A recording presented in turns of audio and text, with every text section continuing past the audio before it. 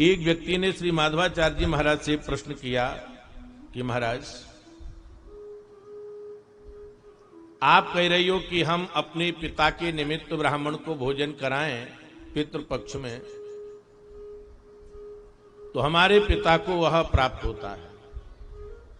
उन्होंने कहा ये बिल्कुल सत्य है, शास्त्र सम्मत है।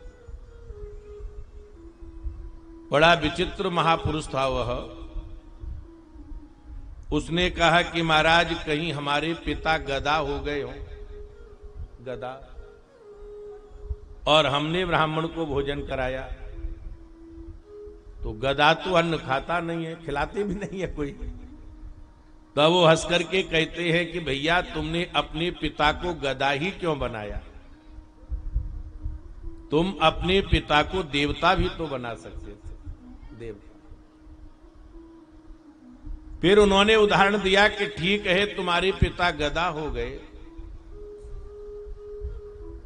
आजकल तो लोग विदेश में खूब जाते हैं, लोग अमेरिका गए।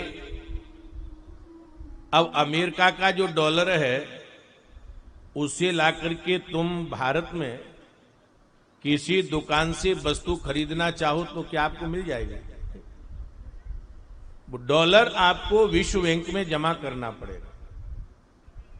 जैसे आपने वह डॉलर विश्व बैंक में जमा किया और जिस देश में जो करेंसी चलती है उसके बदले आपको पैसा प्राप्त हो जाएगा। इसी प्रकार से यदि हमने अपने पिता के निमित्त, बाबा के निमित्त, चाचा के निमित्त, ताऊ के निमित्त